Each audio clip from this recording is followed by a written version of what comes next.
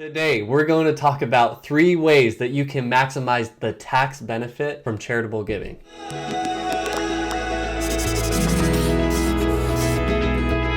Now, first, we need to dispel a few myths. Myth number 1, it's very common for people to talk about charitable tax deductions as if the tax savings are more than what you're giving away.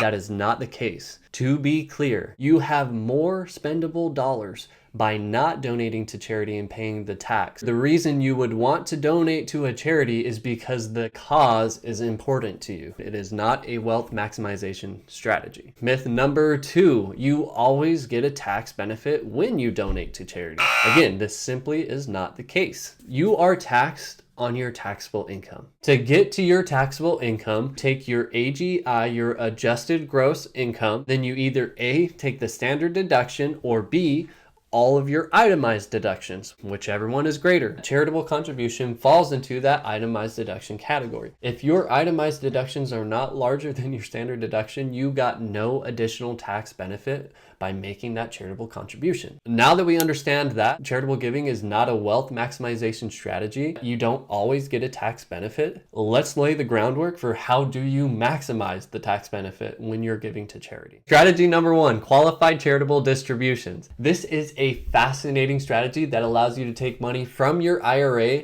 send it straight to the charity, and avoid taxable income completely.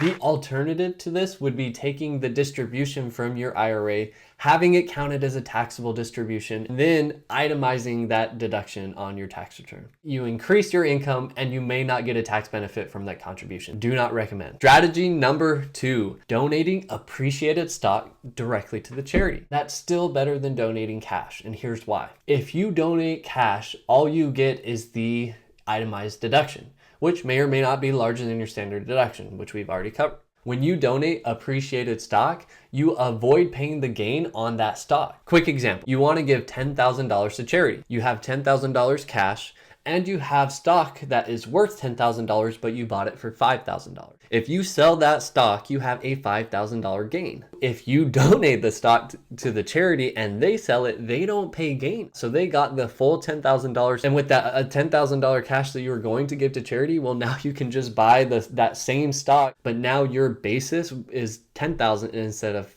$5,000. Next time that you need it, you're going to pay less taxes. Strategy number 3, the strategy to help make sure your itemized deductions are more than your standard deduction is charitable stacking. Grouping together multiple years of charitable contributions into one year. The idea behind this is that you will alternate between the itemized deduction one year and the standard deduction the next year, compared to having itemized deductions every year that never amount to more than the standard deduction, right? That's a problem. You're not getting additional tax benefit for the charitable contributions that you're making. High level, we're going to recap everything that we just talked about. We dispelled myth number 1 that charitable deductions maximize wealth. We dispelled myth number 2 that you always get a tax benefit when you make charitable contributions.